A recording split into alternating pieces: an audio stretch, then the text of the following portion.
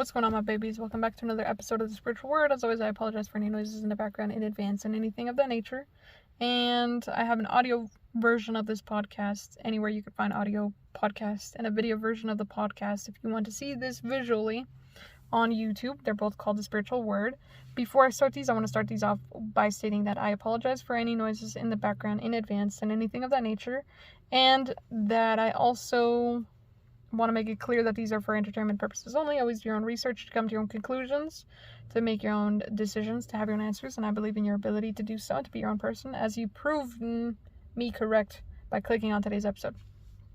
So, let's get right into today's episode. This is the part 2 to the last episode, and if you didn't see the last episode, I recommend going to watch that. And the reason that I didn't put it all in one is just because I feel like this is a lot of information to digest all at once, so I want to do them in kind of like block forms, and I'll probably do them in like seasons again. I stopped doing seasons just because like it's hard to keep track of how many seasons that I've done. I've done around like 9 seasons before I stopped calling them seasons, because that shit is so hard to keep track of. I don't know what episode I'm on half of the time. So with that being said, let's jump right into today's episode. That has nothing to do with you, but anyways, so I'm probably going to label this season 9. Nah, I lied. I'm not even going to put seasons just because I know I'm going to forget. So, no seasons. I apologize. I shouldn't even have said that. So, anyways, let's get right into part 2. So, part 2, in the first part, we were talking about consciousness and the fact that consciousness is everything, and consciousness is the conception of the idea of everything. I had to come up with the idea of having a hat in order for me to have a hat. And the first person to ever invent a hat had to come up with the idea of inventing a hat, but the hat was already it was already real in that person's mind until it came into the physical reality. So either way, it was real. So the conception is the creation. We are conception. We are the spark. We are the divine spark. We are the divine idea, because the divine has ideas, and we are those ideas. We are an animated life of our own, which is incredible when you think about that. Like, we're barely coming up with AI stuff, and AIs aren't even sentient. So imagine being at the level of like an actual conception. Like, imagine being that spark. That spark is crazy, That's why a lot of people who invent stuff, and I'm sorry if you can hear the plane going by, that's why a lot of people who invent stuff and, who come up with these crazy ideas, they get like Nobel Prizes and stuff like that, just because they're like, damn, that shit was crazy, like, congrats. I feel like that's what we are. Like, we're just like, I feel like my mind goes too fast, and sometimes you don't even know what the fuck I'm talking about. So let me break this shit down for you, just because like I need to make sure that you're on the same page as me. So we as human beings are the conception of the divine, right? We're an idea of the universe. And I find that to be very fascinating and very intriguing. And I feel like that's why we as human beings reward each other when we have a really good idea.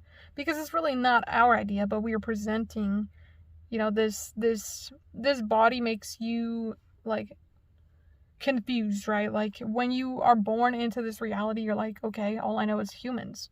All I know is Earth. I don't know anything else. I've never traveled. I've never been to Pluto. So like, this is all I know. And I find that to be really funny, because that idea, in a way, it is ours, right? Because we're God. But at the same time, we're God in this like player character. We're like in a game. And God is the one that made the game, plays the game, and ultimately, like, it's crazy, Like, and when we have ideas, we're like, oh my gosh, we're so smart. And I find that to be hilarious. And then I also find that to be hilarious because people really think that they're dumb because they don't have these ideas. I'm like, no, And I was one of those people, so like, I feel for those people. Anyways, so besides that, we're getting back on track just because my ADHD seems to be kicking my ass today. So the first part, we're talking about how we are the conception, we are the divine idea. And we are the idea. We're not the whatever comes after the idea. We're not the invention itself. We are the idea of the invention. But we also come into the existence through that idea. Like, I had to, like, everything is an extension of us, if that makes sense. Like, it's not us per se, but it's an extension of us because we can only make so much. Like, us as human beings, we don't have the power to make sentient life just yet. You know what I mean? Like, I feel like in the future we probably will. But we haven't even made flying cars. So I'm not even going to think that far ahead. You know what I mean? So, getting back on track because I can't. My brain is kicking my ass. So, we are the divine idea. And us being the divine idea, we are an extension of divine. We are divine by nature. And because we are divine by nature, we have the abilities that come with being a human, if that makes sense. But we also have the ability of what it is to be God or source or the divine spark itself.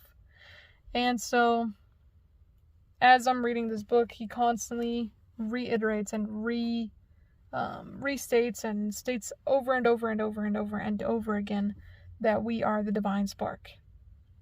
And that the divine spark has no limitation. None whatsoever, although we perceive limitation to be real in our experience. Because, like I said, I've never been to Pluto. So for me to imagine myself with a Plutonian is very hard, right? Because I only know other humans. I only know other earthlings, you know? So it's hard for me to be like, oh yeah, one day I'll visit Pluto. Like, it's just a state that I can go visit. Because right now, it doesn't seem likely. But there's no limitations. The only limitation is the limitation that we allow ourselves to feed into.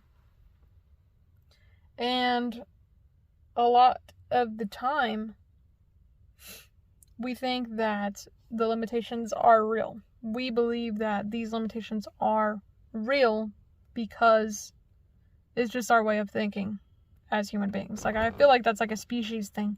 And I think that it's a species thing only because of the way that we've been taught. Like, nobody really pays attention on how to innovate learning, if that makes sense.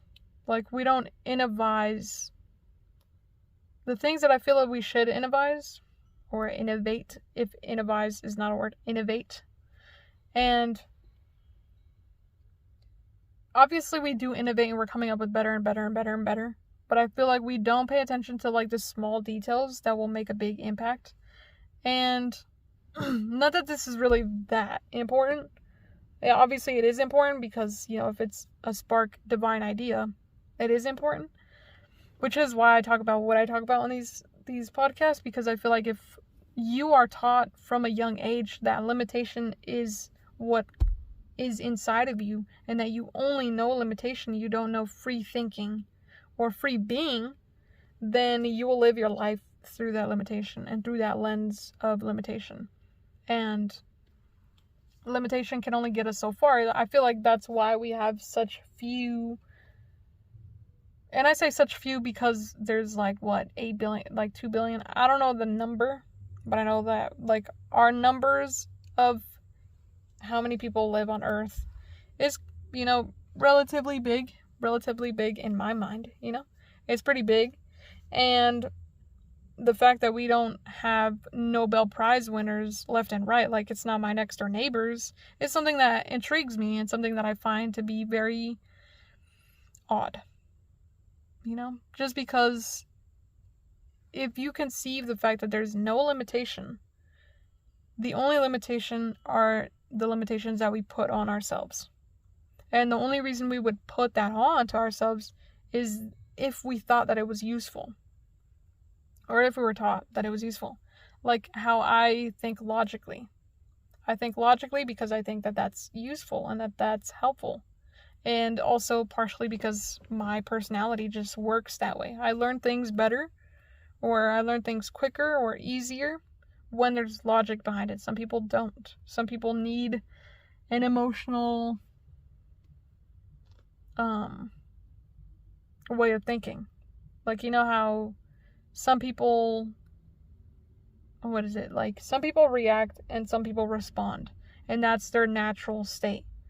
and there's nothing wrong or bad about it. The only reason that we could have the illusion that it is bad or that it's wrong is if someone told us that it's bad or that it's wrong. And when I looked at my time, it was 10:10, and I haven't looked at the time all this whole time. So besides that, we are the conception. And I say that and I restate that because this book has helped me immensely, and I think it's also partially due to the repetition of the way that this author writes the book. So we are the conception. We are not the idea. We are the conception. We go deeper than the idea. I am not the mind. I am the thoughts behind the mind. Now, think about that. Just stop for a little bit and think about that. Because that shit's profound as fuck. Like, if you really, really sit there in your little human body, right? Because most people think that this is their human body. They identify with this body. They sit there and they think about the fact that you are not the body. You are not the mind. You are the thoughts behind the mind. You are the mechanism. You are the consciousness. You are the attention behind the mind. That shit's crazy. And I only say that because, like, that shit's deep. Like, sit there and think about that. That shit's deep. You know what I mean? And I like to sit with these things because consciousness, I feel like, it comes in waves. I feel like it comes in like ocean waves. It comes in and then it pulls out. It comes in and then it pulls out. It's like the tide, you know? But ultimately, we're still the ocean. It doesn't matter whether or not I'm a wave or if I'm stagnant. You know what I mean? I'm always going to be the wave. And I'm not the wave itself. I'm the idea, the conception of the wave. And the wave is only used in the analogy that most people don't recognize that they're one. You and I are one thing. Me and the cat that I'm staring at out of my car window is one thing. Me and my car are also one thing. And when I looked at my clock, it was 12:12. And another thing that I also want to touch on, you put meaning to the things that mean something to you. That's the best way I'm going to be able to describe that. So let me go into detail about what I mean by that. You are what you feed your attention, and you are what you put the importance to, because limitations don't exist, because we are the conception of the idea. We're not the idea. We are not the idea. We are the conception of the idea, which is fucking deep. If you really sit there and, like, realize that, you're like, fuck. Like, that shit's crazy. But anyways, we are not the idea. We're the conception.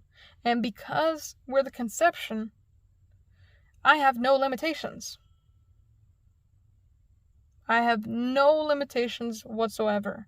I might be constricted to the picture frame that I'm in because this dimension can only handle so much.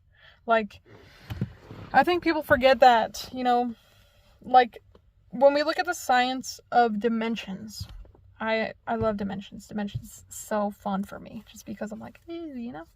But anyway, when you get into dimensions, it goes first dimension, which is, you know, just flat.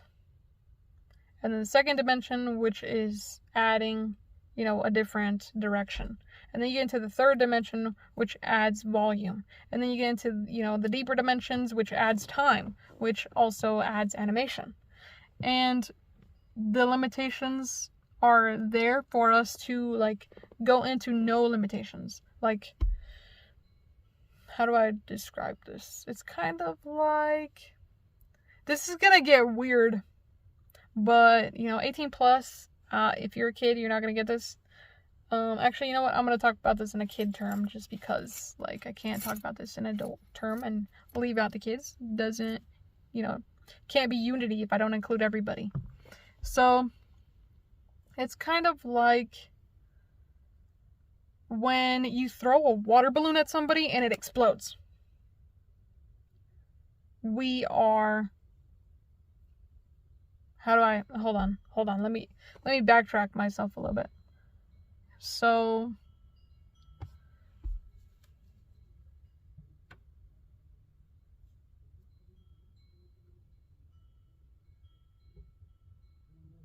I forgot. I'm not even gonna kiss app.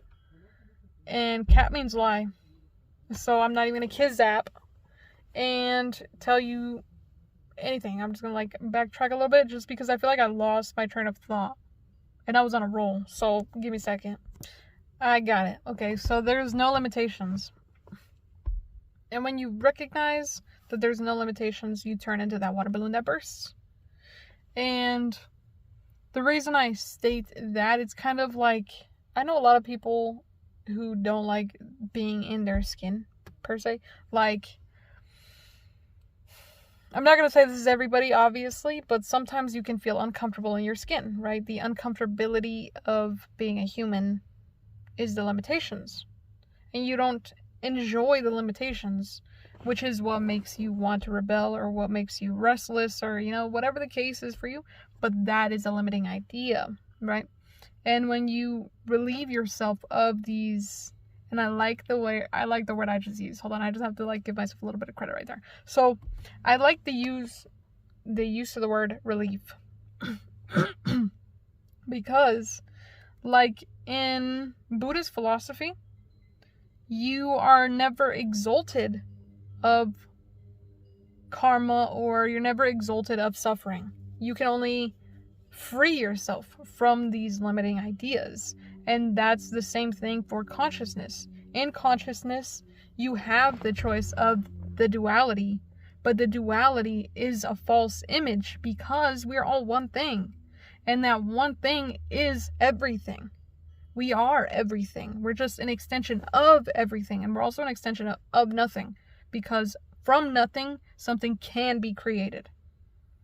And so, when you're uncomfortable in your skin, you experience that level of like, I want to get out. And it's kind of, that's why I use the analogy that we are kind of like when you throw a water balloon and it bursts. When you have that realization for yourself, it's like that. It feels explosive, and that explosion, like when you're in the middle of a water balloon fight, it's exhilarating to, you know, throw something at somebody and to have it actually hit them and for it to do no damage because it's just a water balloon. You know what I mean? Like, it's not something that's destructive. It's something that's playful. It's something that's fun. It's something that's very, you know, like, it really fills our inner child with like, oh my gosh, like this is so fun, this is so exciting, you know, like it's an experience. It's the experience. And that is the experience of no limitation or of right thinking. And this book talks about right thinking all the time. And I also want to touch on, this is also going to go into another part, like I said. But I'm not going to label them parts just because, like, I feel like that's not very necessary. So, anyways, also, I want to talk about a dream I had. Just because I feel like my dreams are very significant. Even though sometimes I have like crazy ass dreams and my friend, like I'll tell my friend and she's like, it sounds like a fever dream. And I'm like, all of my dreams are like fever dreams. Like they're so vivid, they're so real. And like the shit that is happening, I don't know what the fuck is going on. But it's exciting. And I love it. So anyways, so today's, or last night's dream. I don't know why I said today. Well, technically it wasn't today. So today's dream, or like yesterday night's dream, I was sleeping, and then usually I'm not really aware in my dreams. Just recently, I feel like over the past couple, like maybe like the last year, I haven't really been super duper lucid in the dreams, just because I feel like I put a limiting idea on myself, and I'm just like, I kind of like fear it, but I don't really fear it. And now that I don't fear it, now it's not really happening. And I think it's not happening because I want it to happen. So I'm trying not to force myself to like be lucid in these dreams. I'm just trying to like let it play out. Anyways, not the point. So last night, went to sleep, had this dream, and I have like multiple dreams, but I didn't really remember like how many dreams I had. I know that some of them were like with my family, and then I don't remember, like I remember having 2 dreams. Like I remember picturing images and having feelings and having dialogue, but I don't remember the content or the context. Like I don't know what's happening. It's kind of like if you were watching a movie but you have no brain. You're just like sitting there like a zombie. That's the dreams. Some of the dreams that I have, I'm like not there at all, but I remember having the dream. So I had 2 dreams And then I had one dream with my family, so 3. And then I finally was like, I woke up and then went back to sleep. And then that 4th dream that I had, it was so vivid and like I was very lucid in this dream. And so I'm going and I'm in school for some reason. I have a lot of dreams where I'm in school. And I'm in school, I'm walking to class, and then I'm in class, and I'm like, we're working in group projects, and I just like leave to go to the bathroom, and I'm just sitting on my phone playing games. And then I come back, and the teacher's like yelling at me, and he's like, you know, you shouldn't have done that. And I'm like, yeah, I know, I take accountability, I take responsibility. And I'm like sitting there admitting, like, yeah, my bad, I shouldn't have just left without saying anything. But, you know, like, I really didn't want to be here, and I'm not gonna force myself to be here. And then this kid comes up to me and he's like, I'm eating like a salad. And this salad, I'm not even, in the dream, my salad is like pink green. And it's not like a mixture of pink and green. It's like when the lettuce is like getting old and on the sides of the lettuce, like on the sides of the leaves of the lettuce, it's getting pink because it's dying, right? And so I was sitting there and I'm eating my, like, you know, really old salad. And this kid comes up to me and he's bullying me. And I'm like, shut your bitch ass up. You know, like, don't fucking come with me. Don't come to me with that type of energy because I don't play. And the teacher was like, excuse me? What did you just say to him? And I'm like, you too. Like, what do you mean? And he's like, what do you mean me too? And I was like, you want to stay here and get your ass beat? Or do you want to stay here and get your ass beat? And then he starts, you know, going off on me. And I'm like, don't talk to me like that because you don't know what the fuck I've been through and this and that. And then he was like, well, what did he say to you that made you so mad? And I was like, he said that my salad was old and that it was crusty and that I'm a broke bitch. And then he was like, okay, like, why is that something that pissed you off? And I was like, because who the fuck is he to be talking to me like that? Like, I know what I am, but why are you talking to me in that type of tone? Why are you coming at me like that? And then the teacher's like, well, you shouldn't be coming at me with that type of tone. And I was like, you don't know me? The fuck? And then the teacher was like, okay, well, he was like, who gives a shit if you're broke and this and that? And I'm like, I give a shit. The fuck? Like, don't be talking to me like that. You don't know me like that. You don't know what I've been through. And then I sat there and the teacher was like, yeah, don't be talking to me like that. And then I, like, got up. And it was weird because the context of this dream makes absolutely no sense to me. Like, the dialogue that was happening, it doesn't really make sense to me. Like, I really don't care if somebody came up to me and they're like, broke bitch, you know? Because I'm like, okay, congrats, you know? But I, like, got up in front of the class and I was like, you know, these motherfuckers calling me broke. And you know what? I am broke. And this food is from the fucking pantry. And if you guys want to fucking come out and bully me, at least have some motherfucking respect about it. And come at me like a decent human being. And call me out for my human flaws. Instead of the external, you know, bullshit that you're playing into. That, oh, you need to have money. You know, whoop-de-doo. And everybody got up and they're like, yeah, like, fuck them hoes. We're all broke too. And I was like, yeah, see? You're bullying me, but this whole class is broke. So don't come at me with your privileged ass. Talk about, why is your salad old? Bitch, mind your business. That's why. The fuck? I'm still eating. I'm not going hungry. And I'm grateful for the salad because I love salads. I only like Caesar salads. And in my dream, it was a Caesar salad. I always dream about food. But anyways, moral of the story, this is like the interpretation, right? Because when I wake up from these dreams, I don't usually remember the whole dream. I just remember like the feelings that I had or the imagery that was ingrained in me and like the overall theme. And in this dream, the overall theme was like me standing up for my inner child. And the reason I say that is because when I was a kid, that's a lie. I was going to say that. Like, I was embarrassed to be broke, but I really wasn't. But I did take this in the context of like me teaching my inner child to be okay with the circumstances that I'm in now, if that makes sense. Like, you as a child, you just want safety, you want stability, you want like safety, you know?